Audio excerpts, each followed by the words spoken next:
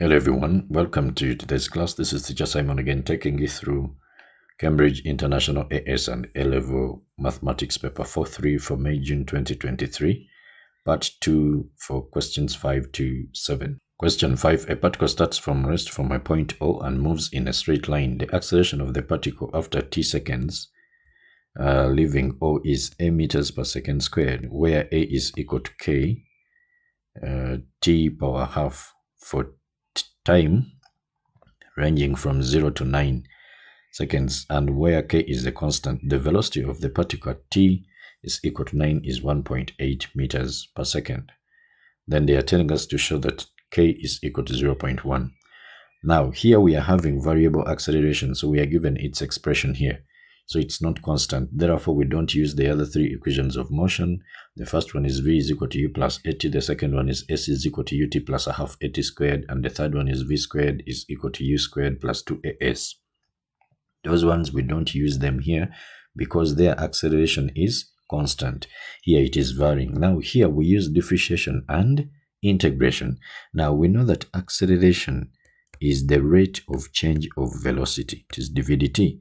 So that means for us to get v, it will be the integral of acceleration with respect to t. So our v is going to be equal to, I can put the k outside because we are given this one here, then t power half dt. Then when we integrate, we increase the power by 1, and then we divide by the new power. So this will be 3 over 2 over 3 over 2. Okay. And from there, we shall add on a c, okay? We shall add on a c because we don't know the constant which disappeared for them to get the acceleration from the velocity. And you know that when you integrate, when you differentiate any constant, you get a 0, okay? So our v is going to be equal to k, then t power 3 over 2 over 3 over 2, then plus the c. This one can simplify to, this one can somersault, and then we get 2k over 3, then k, t power 3 over 2 plus c. So at t is equal to 0, at the start, okay, v is equal to 0 because this particle starts from rest. You see that? So when I substitute a 0 here and then a 0 here, everything disappears. So this therefore implies that c is equal to 0. So v is therefore 2k over 3 t power 3 over 2. Now they said that when t is 9, v is 1.8. So I put here 1.8, then is equal to 2 over 3 of k, and then put 9 here, power 3 over 2. Okay, then 9 power half will give us a 3. 3 power 3 is 27. Now 27 times 2 over 3. This one will go into this one 9 times, so we shall get 18 there. Now after getting 18 here, this way we are having 1.8, then this one is equal to 18 of k. So don't you see that k is going to be 1.8 divided by 18, which is actually 0.1. So this is what we are told to prove. Okay. Then down here, they are saying that for t which is greater than 9, the velocity v meters per second of the particle is given by this expression here. So show that the distance traveled in the first 9 seconds is 1/10 the distance traveled between t is equal to 9 and t is equal to 18. Now, for t less than or equal to, 0 less than or equal to t less than or equal to 9, our displacement, we need to get the expression for the displacement to get for us the distance. So this one is going to be the integral of v dt. Remember, velocity is equal to the rate of change of displacement. So that means displacement is going to be the integral of the v. So we can integrate from 0 to 9, and then we have k, which is 2 over 3. Okay, The velocity expression is here. So we have t, so k is 0.1, and then t is power 1.5. So substituting here, we shall have times the 0.1, then t power 3 over 2. So we integrate that with respect to t. Now we shall get, of course, this one is the same as 2 over 3, then times 1 over 10. This is 1 here, and then this is 5. So meaning down here we shall have 1 over 15. Okay, so I can have 1 over 15, then t, increase the power by 1, it becomes 5 over 2. Then divide by that same power, 5 over 2. And then we put 9, 0. Then this one will give us 1 over 15, then times 2 over 5 when we somersault this one here. So this simply implies that we shall have 5 times 15, that is a 75. Okay, so we shall have 2 out of 75. 2 out of 75. I can put it outside here. Then I put 9 power 5 over 2. Then minus, of course, when you put 0, it will be 0. So 9 power 2, power half, we get 3. Then 3 power 5, we get 2 for 3. Then times 2 over 75. So this one gives us 2 out of 75. Then times 9 power 2.5. So that is 162 over 25, which can be written as 6.48. So 6.48 meters. Okay, then for t greater than 9, we have a different expression for the displacement. So this one is going to be the integral from from now 9 to 18. And we are given 0.2 into t minus 9 squared, then plus 1.8. That is the expression they gave us. Okay, it is here. You can see it here. Then we are now going to integrate this. So we shall have, this is 0.2, increase the power by 1. It will be 3, then over 3, then times 1, the derivative of what is inside here. You remember this in pure mathematics. Then plus, suppose we had here 2, then we would be multiplying here by a 2. Okay, then plus, this will be 1.8 t. Then we can put our limits. So when I put the limits, 0.2 is 1 over 5, so it finds the 3 down, it will be 1 over 15 here. Then now I can put 9, so 9 minus 9, that will be a 0 cubed, then plus 1.8 times 9.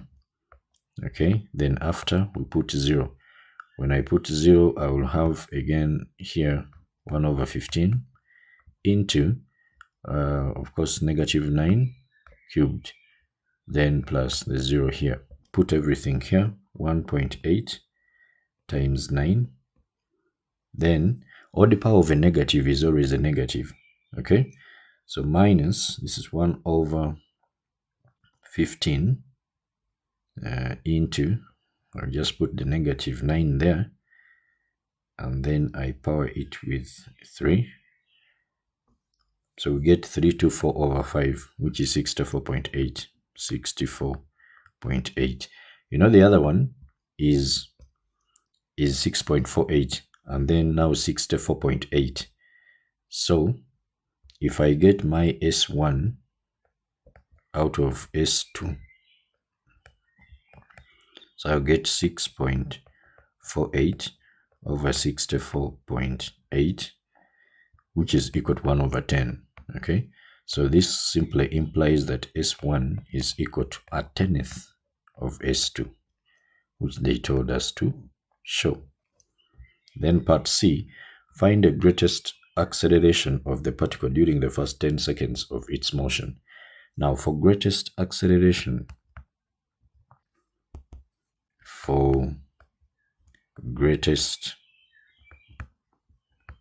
acceleration, you should know that if the car cannot accelerate any further, that means the dA dt, because acceleration cannot change any further, is equal to 0.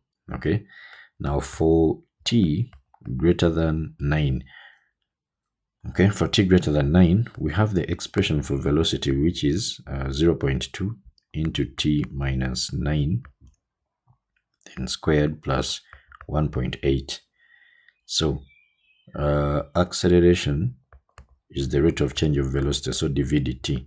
Now we differentiate this one. Remember to drop the power, you reduce it by 1. So I will have 0.2 times 2. That will be a 0.4. And then t minus 9 and power 1. Then you enter inside, you also differentiate here, chain rule. So that will be a 1 here. And of course, this one disappears when we differentiate it. So meaning acceleration is equal to 0.4 t minus 3.6 if I open the brackets. Okay, so at t is equal to 0. Okay, in fact, at t not equal to 0, sorry. At t is equal to 10, because they said in the first 10 seconds. So at t is equal to 10, acceleration is going to be equal to 0.4 times 10, then minus the 3.6. So this acceleration is going to be equal to 0.4 meters per second squared. I can keep that. Then I also consider, because they said in the first 10 seconds, so we have from 0 to 9. Then we also have from 9 to 10. You see that? So I have to consider 2 scenarios, and we are having 2 expressions which are different for those intervals. So for t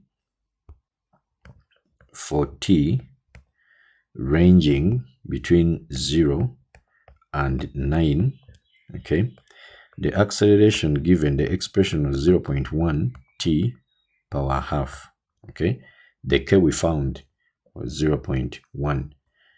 Okay, so we just substitute therefore for t now equal to 9, because here we are now moving to the next. Before we come to this one here, it has an acceleration here when t is equal to 9. So that's why I'm just picking 9 here. So for t is equal to 9, then acceleration is going to be 0.1, then times 9 power half. 9 power half is 3. So 3 times 0.1, you will get 0.3 here, meters per second squared. So that means the greatest acceleration is the one that we have gotten up there. Okay, greatest acceleration is equal to the 0.4 meters per second squared. That is that. Question 6. An elevator is pulled vertically upwards by a cable. The elevator accelerates at 0.4 meters per second squared for 5 seconds, then travels at a constant speed for 25 seconds. The elevator then decelerates at 0.2 meters per second squared until it comes to rest. This is like moving like this. Like that, we get a trapezium. Okay. Then they are saying find the greatest speed of the elevator and hence draw the velocity time graph for the motion of the elevator. Now we know that acceleration is equal to v minus u over t. Okay, so in the first part of the motion, acceleration is given as 0.4. Okay, and then final velocity, we don't know it. Initial is 0 because this one, they are saying the elevator accelerates upwards. Okay, so it's like it starts from rest. Okay, so we shall put minus 0. Then over the time taken in that period is 5 seconds. So meaning when we cross multiply, the v is going to be 0.4 times 5. That is 5 meters per second. Now, we are also going to consider the deceleration. So during the deceleration, you should know that deceleration is the is negative of acceleration. Okay, deceleration is equal to negative acceleration. Okay, so if acceleration is equal to v minus u over t, then here it is going to be negative 0.2. They gave us the deceleration. So when we are talking about deceleration, we say maybe it decelerates at this rate. We don't put the negative. But then when we are substituting into the formula of acceleration, we have to put the negative. Okay. All right.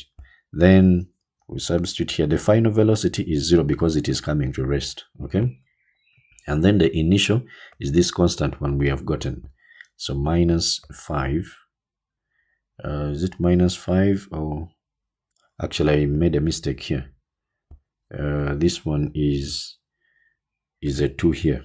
Pardon me here. This one is a 2. 0.4 times 5 is a 2. Then we shall put minus 2 here. Over the time taken, we don't know it. Okay, it wasn't given during this period. So that is the one we need to find. Now cross multiply. That means t will be equal to negative 2 over negative 0.2. So that means the time taken there during deceleration is 10 seconds. So we shall need these two here. Now we go and sketch. So you get your ruler. Don't just draw with your free hands. Please get your ruler and then you draw things which are very smart. Okay, so up here I'll write velocity in meters per second, and then here I can write time in seconds. So the first 5 seconds, you don't need to put each and everything. This is just a velocity time. It's just a sketch. So we are going to get this one here.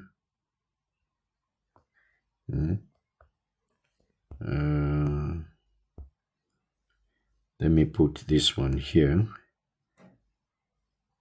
Okay, so this, sorry, I'm going to have a dotted line here connecting to this. Then from there, we have this one going forward like that, there. Okay, then the other one will go from there maybe up to there.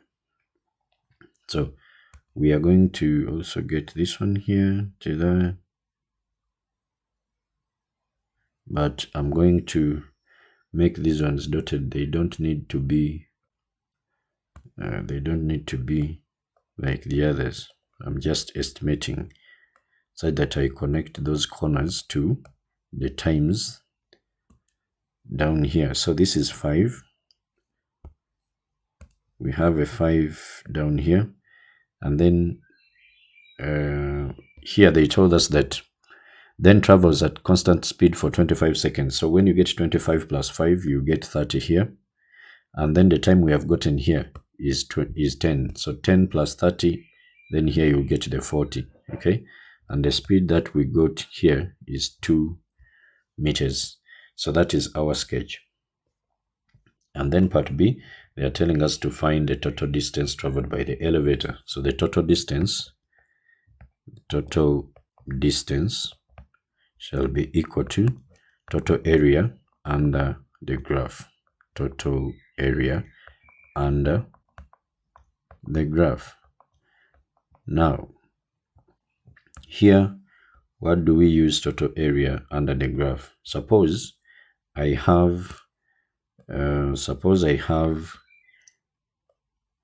want to find maybe the area of this rectangle. Rectangle here. I'll get the time here, then times the speed here.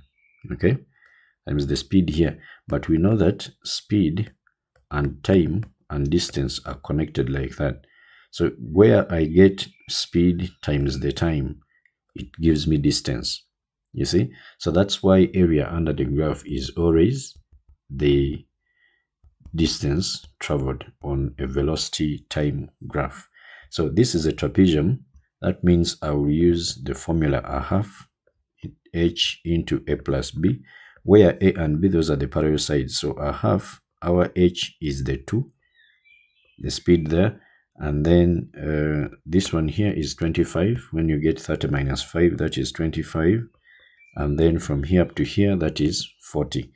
So plus 40 here, and then what do we get? Of course, this 2 disappears, then 25 plus 40, this one gives us 65. So the total distance traveled is 65 meters.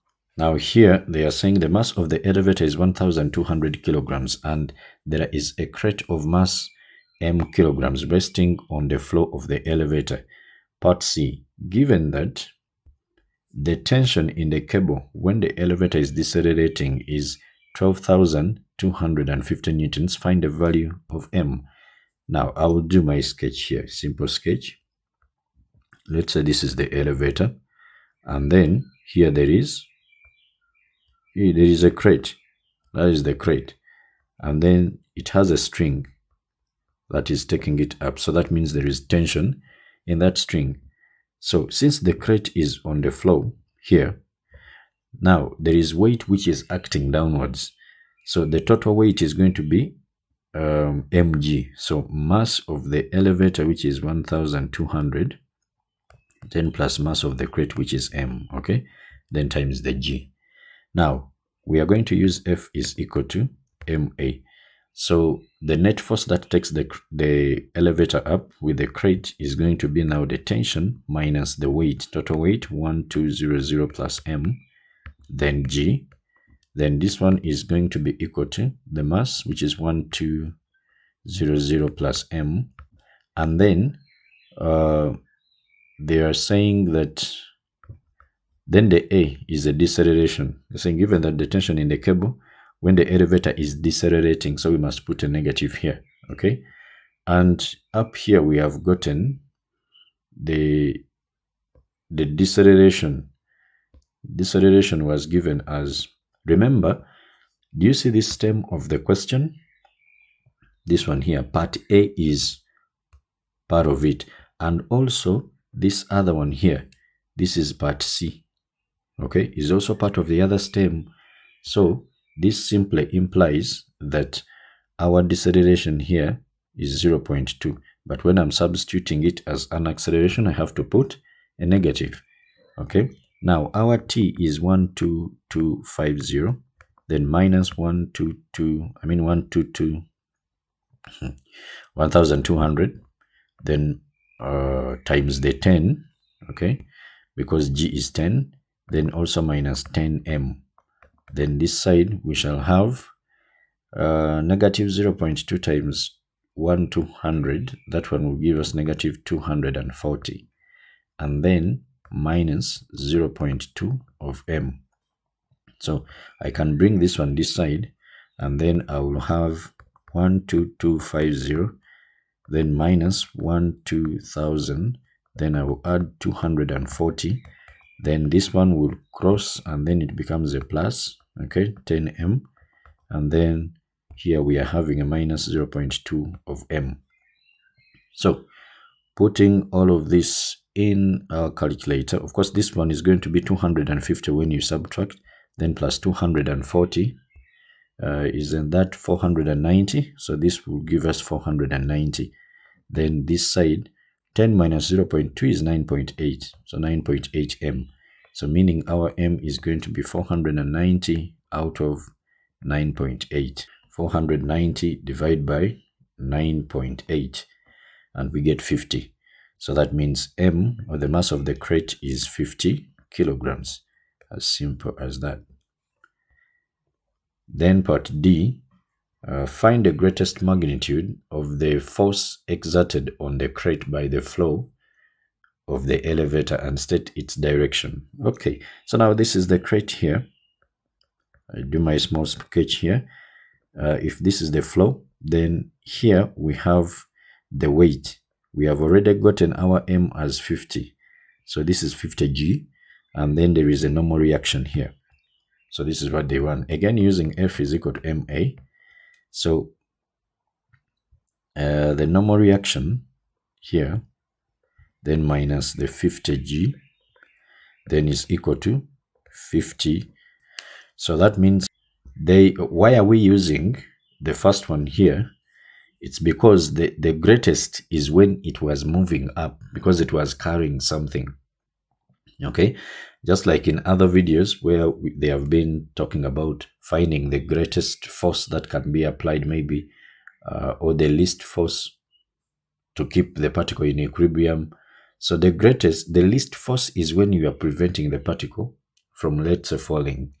Okay, so here when it is decelerating, okay, actually it is moving up because it is coming to zero. It reduces its speed, you see. But here when it is accelerating, okay, when it is when there is a lot of driving force put in to rise up, that is when it experiences the greatest resistance there. Okay, so that's why we take the acceleration when it is rising. Okay, all right, so this is 0.4 here. Now R is going to be equal to 50 times 10, then plus the 50 times 0.4, 500, then plus 50 into 0.4. So this gives us 520. So this is the normal reaction, and the direction, like I've said, it has to be moving upwards, direction upwards. That is that. Question 7. The diagram shows the vertical cross-section XYZ of a rough slide. The section YZ is a straight line of length 2 meters inclined at an angle of alpha to the horizontal, where sin alpha is equal to 0.28. The section YZ is tangential. It's a tangent. When I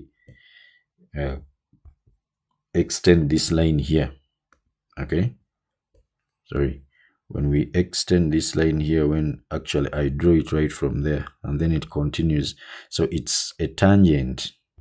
Okay, it's a tangent here where it meets this y. That's what it means. Is tangential to the curved section xy at y, and x is 1.8 meters above the level of y. A child of mass 25 kilograms slides down the slide starting from rest at x. The work done by the child against resistance force in moving from x to y is 50 joules. Find the speed of the child at y.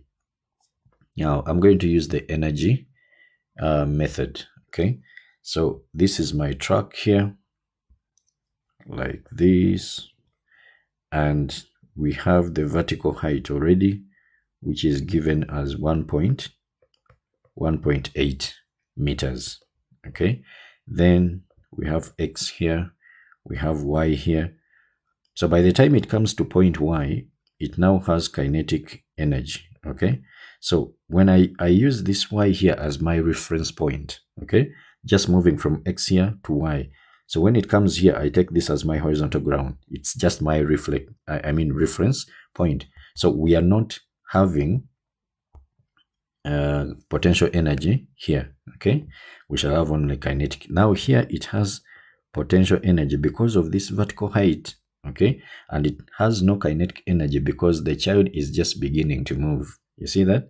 And then the work energy principle, you know that we say work done by the driving force, work done by the driving force, then minus work done against resistance, work done against resistance. Then this one is equal to the change in mechanical energy. Okay, now since this child is just falling from here, that means the work done the work done by the driving force is 0. Okay, the driving force or the applied force has to be on that particle it is applied, and then it takes that child right up. It is the one you add in, not the mg sine theta. Okay, that one is always there, but the one that you have applied, it's the one we call the driving force. Okay, now we shall have 0, then minus work done against resistance is given as 50. Okay, so I will say minus 50. then is equal to change in mechanical energy. I'll have final, I have kinetic, and then initial is potential energy. Now, you should know that mechanical energy is equal to the sum of potential energy and that of kinetic energy. Potential energy is mgh, kinetic energy is a half mv squared. So we shall have a half final kinetic energy, a half times 25. The mass of the child is 25 kilograms. Then times the velocity, which I don't know, that I'm looking for. Then minus the initial potential energy here. There is vertical height here, 1.8. So we shall have m, which is 25, times 10, then times the h, which is 1.8. Now this will be 150. Then I'll say plus. I can bring this one this side, okay? Then 250 times 1.8, what do we get? 250 times 1.8, we get 450. So I'll write here plus 450, then is equal to 25 over 2, then v squared. That means our v is going to be this one here minus the 50, we shall get 400, right? 400. Then when we cross multiply, we shall have a 2 here multiplying with the result. Then we shall divide by the 25. Then after we take the square root of 800 out of 25. That is 4 root 2. So I can leave it there exact. Or to 3 significant figures, you can write 5.66. But I'm going to leave it as 4 root 2. So the velocity here is 4 root of 2 meters per second. That is the velocity of the child at y. It is given that the child comes to rest at z. Part B, use an energy method. Here they are specific. Use an energy method to find the coefficient of friction between the child and yz, giving your answer as a fraction in its simplest form. Now, I have from y to z, it's a tangent, okay? It's a straight line. So let me put the child here like this. Now we have, since this is a straight line here, we have the weight here, mg, okay? In fact, let me remove that, but I need this vertical component of the weight, which is mg, and m is 25, so 25g cosine of alpha. Then there is normal reaction here, r. So this is at point what? Y, okay? Then since this one is a rough surface, I think they said so. Let me check here. They said that yz is tangential to that. Okay. There is something like this. XYZ is a rough slide. Okay. Yes, it's a rough slide. So we are going to consider this mu r here. Okay. Then, of course, there is also mg sine theta, but I'm not going to use that. It is going to be catered for in the formula for mechanical energy, potential energy. So if this is alpha, then we have this one, the vertical height. So sine, and by the way, we were given something here. Let us check about the angle. So about the angle here, we were given sine of alpha as 0.28, okay? 0.28 is the same as 7 out of 25. So if I have this right angle triangle here, because I need cosine of alpha, so sine is opposite over hypotenuse. So I need to find the adjacent. Using Pythagoras theorem, this will be 25 squared minus 7 squared, okay?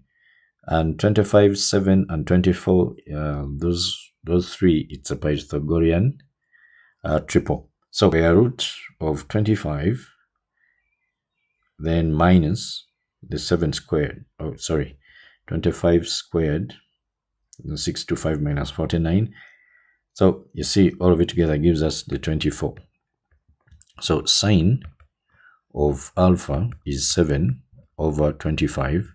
Then cosine of alpha is adjacent, which is 24, out of hypotenuse 25. So if this is my h here, sine of alpha is equal to the opposite, which is h over the hypotenuse. They gave us this track here as, and this is z, 2 meters. So over 2, we cross multiply. This means that h is going to be equal to 2 sine alpha. Why am I finding this h here? It's because I will need it in finding potential energy. Now, we have seen that the child comes at y here when they have a speed. So that means there is kinetic energy here, and there is also potential energy here because there is vertical height. By the time the child reaches here, would be having kinetic energy. But they say that the child comes to rest at z. That means there won't be also kinetic energy here. Now, using the work energy method, we have seen work done by the driving force minus work done against resistance is equal to change in mechanical energy. Okay, so the child is just freely falling, so this is 0. Then minus work done by the resistance force. We have the distance here is 2 meters. Then we have the resistance force mu r. Okay, so we shall have mu r here times 2, and then we equate to the change in mechanical energy. We shall have 0 here. We don't have anything. That is the final. Then minus the initial, we have kinetic energy, which is a half mv squared. The m is 25. The v is the other root of 32 we got at y. Okay, then plus the potential energy is mg. So m is 25, g is 10, and then the h is 2, then sine of alpha. Okay, sine of alpha, which sine of alpha is 7 over 25. So that is all we have. Now, since there is no vertical motion or motion perpendicular to the plane, r is equal to 25g cosine. Okay, so we shall have negative of mu here. R is 25g, and then the cosine of alpha is 24 over 25. Okay, this one will cancel with that.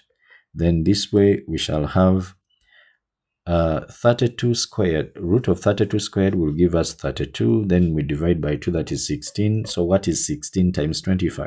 So we shall have 0.5 times 25, then times the 32. Okay, then plus 250 times 2 times actually 7 over 25. So altogether, this one gives us 540. So we have 540. And it's a negative. There is a negative here. Okay. Now, we are going to have our mu. Mu here is going to be equal to 540 because this negative cancels with this one here. So divide by the 240, the one we get from here. So what do we get? 540 divided by 240 is 9 over 4. Oh, by the way, I forgot a 2 here. This is our r. There is a 2 here. Pardon me here. So times a 2 here. So meaning there is a 2 down here. And then having seen that is 9 over 4 from the other, then 4 times 2, that is 8. So mu is going to be equal to 9 over 8. Okay. They said we leave it as a fraction in its simplified form. And this is the one here. Now, we always know that coefficient of friction on surfaces which are rough has to be between 0, okay, to 1. But if it exceeds 1, because this is 1.125, if it exceeds 1, then that means that the surface is a little bit sticky, okay? For sticky surface, coefficient of friction is greater than 1. For rough surfaces, coefficient of friction is between 0 and 1. And for slippery surfaces, okay, very smooth surfaces, then mu is equal to 0. So this has been it for this second part of the paper. Thank you so much for watching. May God bless you. See you in the next videos. Please like, share, and subscribe if you find the content very helpful.